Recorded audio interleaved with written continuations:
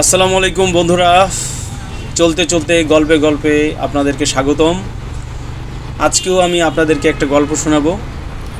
তো শুরু করা যাক। বিশাল এক পাহাড়ের উপরে এক ঈগল বাসা বানিয়েছিল, আর ওই ঈগলের বাসায় 4টি ডিম ছিল। প্রতিদিন ঈগল খাবারের খোঁজে সে সকালবেলা বেরিয়ে পড়তো। তো যা হোক, একদিন ঈগল যখন বাসায় ছিল না, তখন ভূমিকম্পে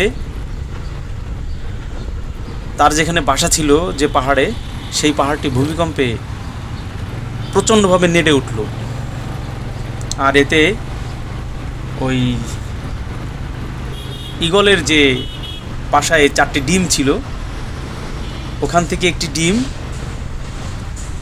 গড়াতে গড়াতে গড়াতে গড়াতে গড়াতে গড়াতে ওই পাহাড়ের নিচে যে একটা মুরগির বাসা ছিল, তো সেই বাসায় এসে পড়ল। তো মুরগি ডিমটিকে দেখে নিজের মনে করে সে অন্যান্য ডিমের সাথে রাখলো এবং তা দিতে থাকলো। তার যত্ন সহকারে তা দিতে দিতে দিতে দিতে একদিন যখন সমস্ত ডিমগুলো ফুটে বেরোলো, তখন ওই ঈগলের ডিমটিও ফুটে বেরোলো।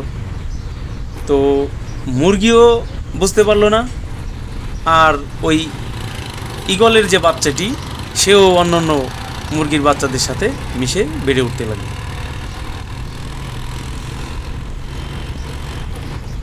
তো কিছুদিন পরে ঈগলের বাচ্চাটি যখন আকাশে তাদের স্বগোত্রীয় যে ঈগল আছে তাদেরকে উঠতে দেখে, তখন তার অন্তরের ভিতরে একটা মনোবাসনা জাগে, যাহ, আমি যদি উঠতে পারতাম। তো এই বিষয়টি সে ওই মুরগিকে বলে যে আমার একটা ইচ্ছা, আমি যদি ওই ওদের মতো করে আকাশে উঠতে পারতাম। তো মুরগি বলতো যে না, তুমি পারবা না, তুমি তো মুরগি আর ওরা হলো ঈগল পাখি। তো এভাবে প্রায় ওই ঈগলের বাচ্চাটি তার মনের ভিতরে আসতো যে সে যদি আকাশে উঠতে পারত। আর সে গিয়ে মুরগিকে বলে, আর মুরগি বলে যে না, তুমি পারবা না, এটা অসম্ভব, তুমি মুরগি।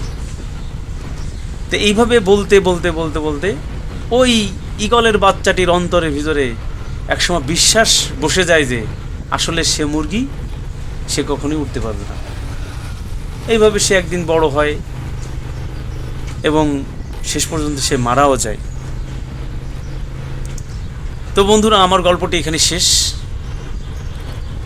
এই গল্পের মূল বিষয়টি হলো যে কেউ যদি তার অন্তরের ভিতরে একটা বিশ্বাস স্থাপন করে এবং সেটাকে সে যদি মেনেই নেয়, তাহলে সে তাই হয়ে যায়।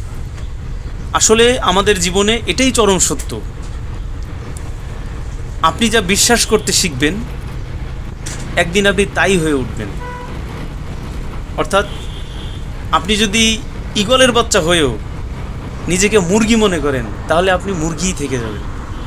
আল্লাহ তাআলা আল কোরআনেও বলেছেন, যে যা চায় আল্লাহ তাআলা তাকে সেই দিকে ধাবিত করে।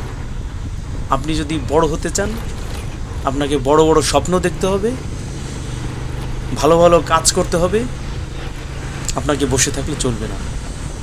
জাযাকাল্লাহু খায়র। ধন্যবাদ সবাইকে।